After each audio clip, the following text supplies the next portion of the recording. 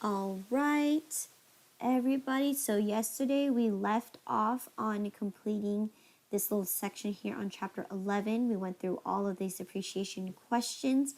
We stopped here at the tables where we're actually going to start calculating our depreciation. Okay, so let's continue and let's get started. So here it says use the table below to answer the next two questions. So here we have a computer, and it's the method that we're going to be using. It's straight line, and the estimated useful life is going to be 5 years. The computer cost me $2,500 with a salvage value of 0. And the date that we placed into service was January 5th. Okay?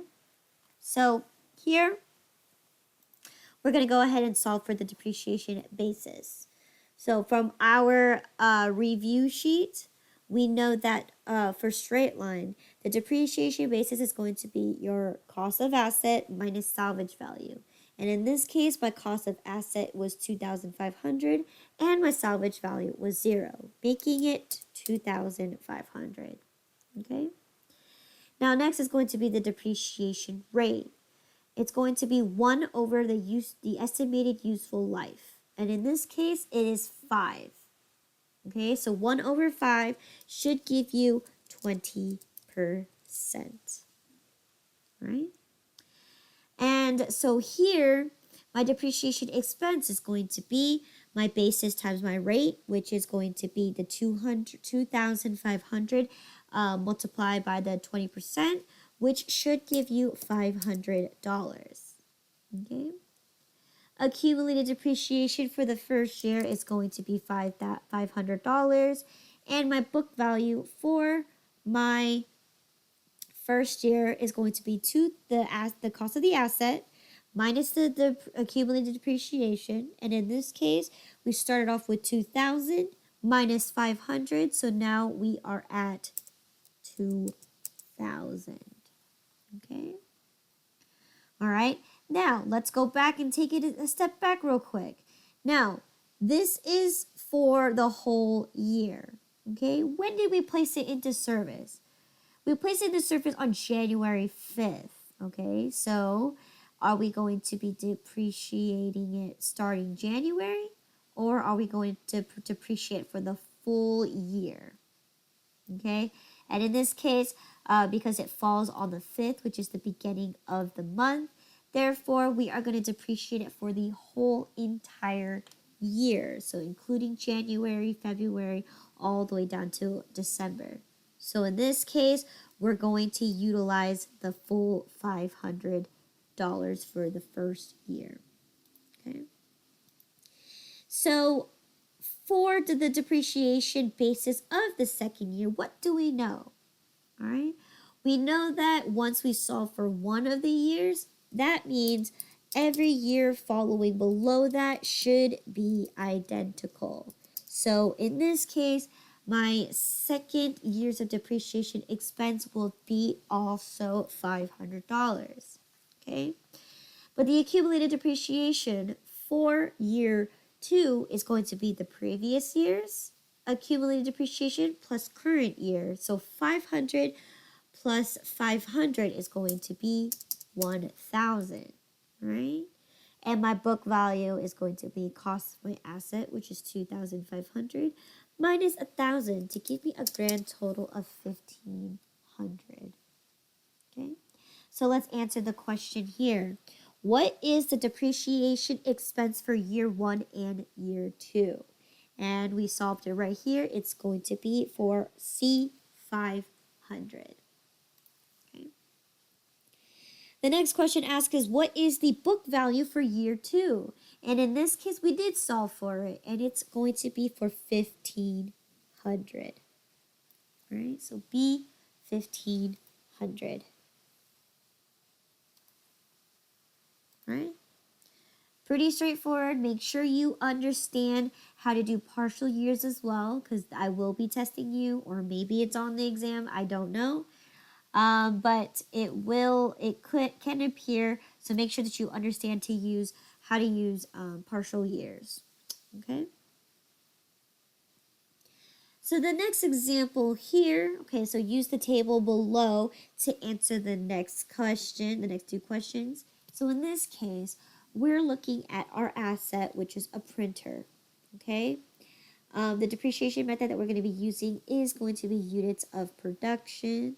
And in this case, we have a number of units that can be produced, which this printer can produce up to 10,000 pages, okay? The asset cost is going to be 500. Salvage value is 0. And lastly, the date that we placed into service is on January 2nd. Okay, so in this case, same thing. We established that it's going to be placed on January 2nd. But in this case, for units of production, it is not time sensitive. We don't care about the date. All we care is about how many units we produced that year, and did we go over a capacity. So in this case, to solve for a depreciation basis, it's going to be the same exact formula as it is for straight line. Okay, so it's going to be the cost of the asset minus salvage value. So in this case, 500 minus 0 is going to give you 500. All right. Now the per unit rate is going to be your depreciation basis divided by the total number of estimated number of units that can be produced.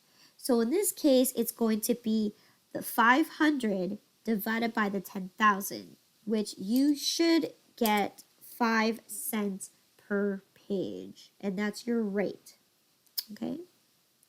So in this case, in order to solve for the depreciation expense, we're going to be utilizing the number of units produced that year, and you're going to multiply it by the rate. So in this case, we're taking 2,500 and we're multiplying it by the 5 cents, which should give us a total of $125. Accumulated depreciation for the first year is going to be $125. And now let's determine this. Our book value for year 1 is going to be the total cost of our asset, which is $500, minus our accumulated depreciation, which is $125. So let's determine what is 500 minus 125, and you should get 375. Okay. Now let's go ahead and determine for the second year. We also know that no matter what, for the second year, the depreciation basis is going to stay the same, okay, because it's not going to change. And so is the depreciation or the per unit rate. So it's going to stay the same. However, the only difference here is the depreciation expense is going to be different because we're dealing with how many items it produced that year. So in this case, 2,000 times our 5 cents should give us exactly $100. Okay? And our accumulated depreciation is going to be previous year's depreciation, accumulated depreciation, plus our current year's depreciation expense. So 125 plus 100 will give us a total of 225. Okay? And then our book value is going to be our cost of the asset, which is $500. And we're going to minus the 225, which gives us a grand total of 275. Okay, so let's go ahead and answer the last couple questions here. So what is the depreciation expense for year 1? We determined it right here. It's for B, $125. Okay. For question number 54, it's going to ask you what is the book value for year 2, and in this case we did solve for it. It is for 275. So 275, C is our answer. Okay. And that's it for this study guide. So be sure to be able to practice all 3 depreciation methods, okay? I am not going to test you for amortization, okay? So make sure that you know at least how to calculate for the 3 different types of methods. Make sure that you also understand how to use partial years and so on and so forth, and making sure that you know the formulas. So what I'm going to do for today is I'm actually going to give you a full-on review of all the chapters that we've learned so far from chapters 2 through 11. So here, for chapter 2, you definitely need to know how to utilize the accounting equation, right? Understanding the assets is equal to liabilities plus equity, all right? Understanding the normal balance of things, understanding how to use the debit and credit system, okay? Also understanding how the flow of the transaction works, right? So using the accounting model. Okay? And then, again, continuing from chapter 2 is knowing how to knowing each account type and what categories belong in there. So again, you will be tested exactly how we did in the study guide. You're going to be given a scenario where you're going to give it an account name, and you're going to determine the account type, the category it belongs to, and as well as whether what the normal balance is. Okay, so that is all I need you to know for chapter 2. Okay. Chapter 3, all I really need you guys to really know and understand is how to journalize. Okay, and that's all I need you to take away from chapter 3 is just how to properly journalize and what accounts you're going to be using, and what are going to be your debits and credits. Okay. Chapter 4, you do need to know all 10 steps of the accounting cycle. Now, I need you to just know what they are, and you may have a question on it, the accounting period, okay? So make sure that you know that the definition between here. I'm not going to ask you too much about the characteristics of the financial statements or whether you use calendar year or fiscal year. So mainly just focus on the accounting cycle and the accounting period, right? Next thing that I want you to also know is going to be your GAAP, which is the generally accepted accounting principles. So again, with this, you will need to know the definition, because I will be asking you questions in regards to this, the concepts in each principle, okay? So again, I need you to know the assumptions and the basic principles. I will not test you anything on the constraints, okay? So everything is going to be based on the first 8 accounting principles, okay? So making sure that you know. Again, these are just what they are. You need to know the definition. So if you print these out, make sure you write on it, use it to write on it and understand every single concept. Okay. And then lastly, for chapter 4, you do need to definitely know the difference between the cash basis and the accrual basis. Especially cash basis is the easiest one, right? We understand that the minute you receive cash and the minute you spend the cash is when you record your revenues and your expenses. Where for the accrual, you recognize as soon as your revenues have been completed, the task has been done, and you've earned your revenue, that's when you record it. And same thing for expenses is that the day that it's been completed or the day that it's been incurred, you record your expenses. Okay. Then chapter 5 was all about periodic inventory.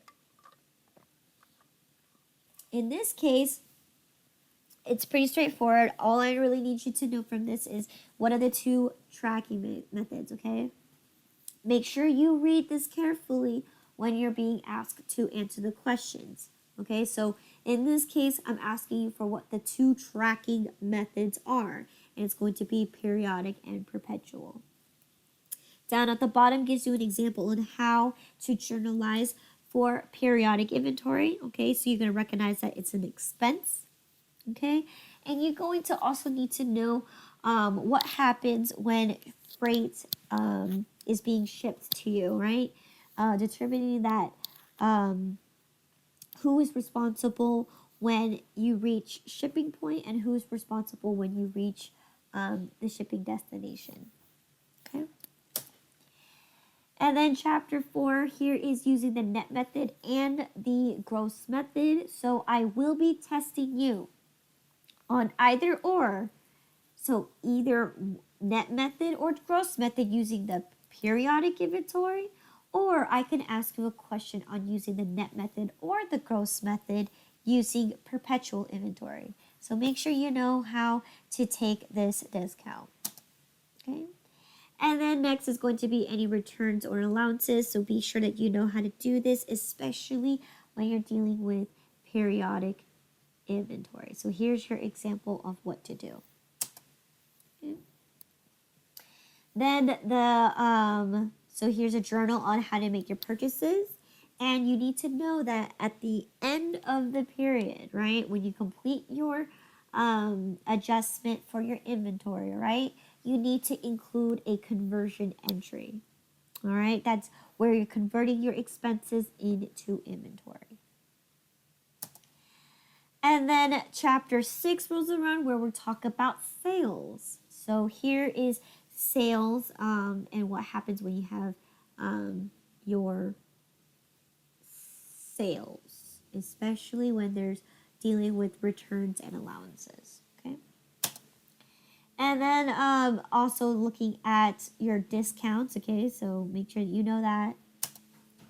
And lastly, from chapter 6, definitely make sure that you understand how to do the lower cost of market. It will be on your exam, okay? So make sure that you have this worksheet in front of you. If you don't know how to calculate or to really understand the concept of lower cost of market, utilize this because it gives you the formulas and it gives you how to determine the market value, okay?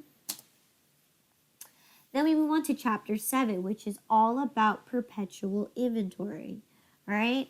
Now, again, with this, we're dealing with inventory and inventory only. So everything that we do when it comes into purchases, we're going to purchase is going to go straight into inventory. All right. We do not need a conversion entry, right? And I did not include any slides in here in regards to how to calculate your inventory, right? We know that the methods is FIFO, LIFO, and either weighted or moving average, right? For each perpetual and periodic inventory, okay? But we also need to be able to know how to calculate it on our own. Again, I do not have a slide for that, so make sure that you do know that, okay? And then here's chapter 7 when you're dealing with purchase returns and allowances, right?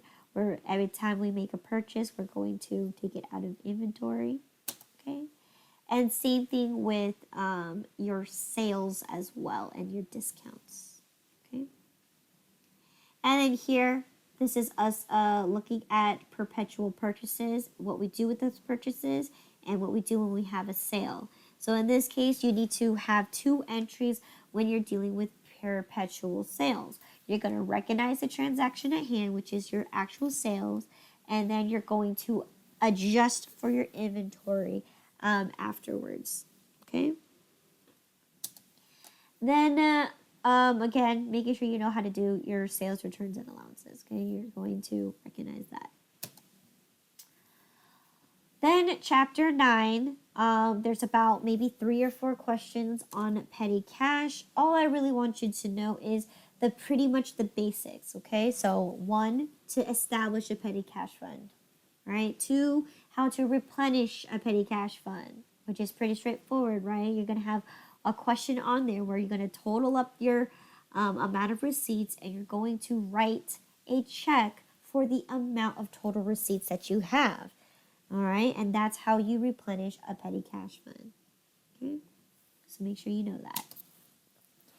Chapter 10 is where we look into receivables, right? What happens when our customers decide to not pay us back, okay? So again, we're looking at how to utilize the allowance for doubtful accounts account.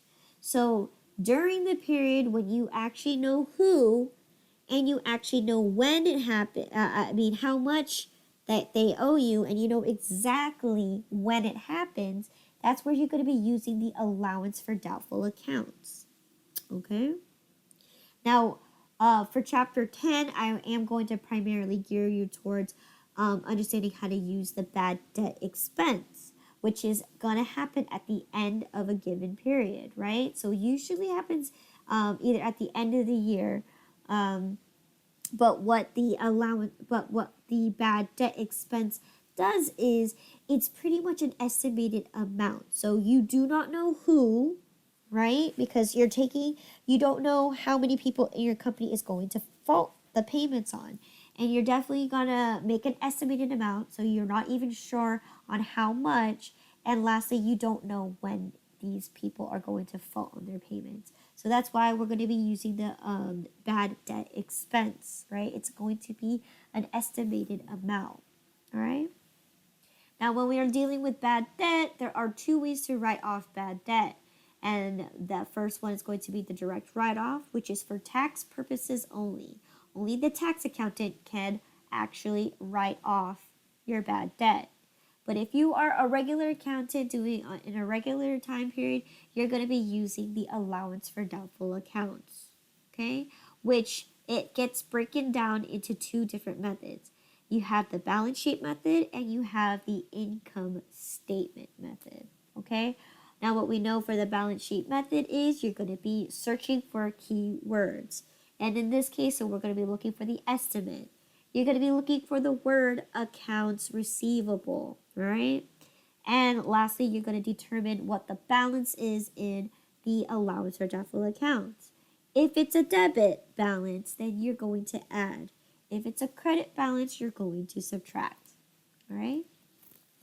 And then when we're looking at the income statement, your keywords that you're going to be looking for is just the estimate and just the words total credit sales, okay?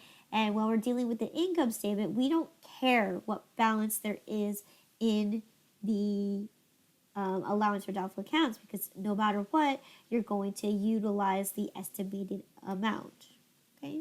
And here is an example on what to do when you're journalizing for your bad debt expense. Okay. Then we're going to be dealing with our bank reconciliation. So I do have an example of a bank reconciliation in the exam. All right. And what I want you to focus on is the bank side is your dues and your cash side is your ifs. Pretty straightforward, right? We've done a couple problems before where we're going to start off on each side. We're going to have an ending balance, right? And we're going to either add our deposits or add our interest, and then we're going to subtract our outstanding or subtract our fees to get an adjusted balance. And at the end of your bank reconciliation, your ending balance should match. Okay? And then we also looked into looking at an example for interest. So in this case, we are only going to be looking at simple interest. So you can go ahead and throw away the information for the compound interest, okay? Where I'm not going to test you on it. I will only test you on simple interest. But be sure that you read the question carefully, because I could be asking you based on how much interest I have collected, or I can ask you what is the total value in X amount of years. Okay, so make sure that you understand the calculation, which is right here. So to determine your interest, it's going to be your principal times your rate times your time, right? And then to get the future value, it's going to be your principal plus your interest. And then lastly, we're going to dive into chapter 11, which is all about depreciation. So here, you need to recognize the 5 components in order to do depreciation. So that's going to entail 1, your cost of the asset, 2, your useful life or the estimated number of units that could be produced. 3rd is your salvage value. 4th is the date that you place into service. And 5th is going to be your depreciation method. All right? Make sure that you understand that this is an adjustment entry. It happens at the end of the period, right? And down below this is exactly how you're going to journalize it. You're going to journalize it as a depreciation expense, and you're going to take it out from the account called the accumulated depreciation, all right? And you're going to also have to know, right, the date that you place it into service is very important, right? If it falls in the beginning of the month, so anywhere between the first half of the month, which is the 1st to the 15th, you are going to depreciate it that month. If it falls after after the second half of your month, right? If it falls between the 16th or the 30/31st, then you're going to depreciate it the following month, okay? Understand that Acct, right? They determined the useful estimated life. Then they also determined that there is no salvage value. However, if you're the sole proprietor and you're the accountant, you can also determine the salvage value, and you can also determine the useful life. Okay. And then here we're going to be looking at each and every depreciation method there is here. So here I have the formulas readily available for you right here. This is chapter 11, and it breaks down on each depreciation method that we learned in the course. So here we know that units of production, right? The definition of that is going to be based on a capacity, right? Or it's going to be based on the total number of units that it can produce. So make sure that you know that. And then we introduced double declining. Double declining, right? Here's the formulas to solve for that.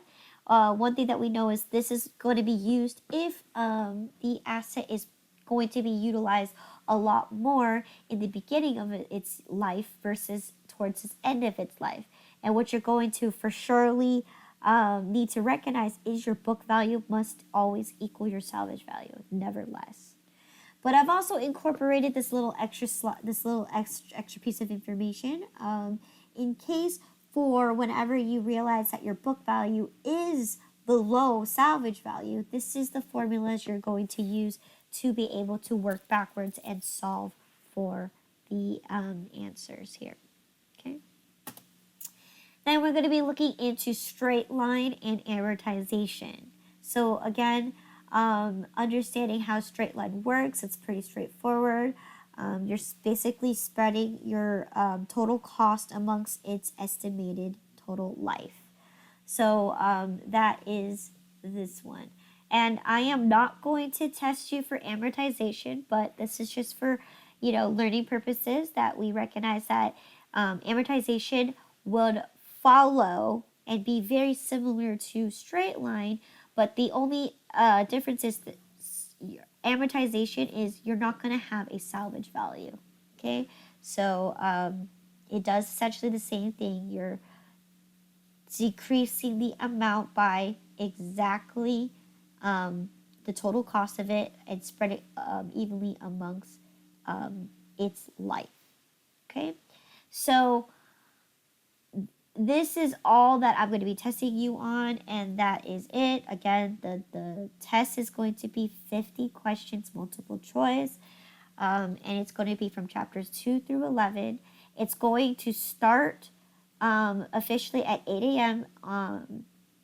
Tomorrow, Wednesday, and again, you have 2 attempts to do it, and you don't have to take it right away at 8 o'clock. You can take it whenever you want, as long as you do it before Thursday at midnight, all right, which is Friday, the first day on Friday, okay?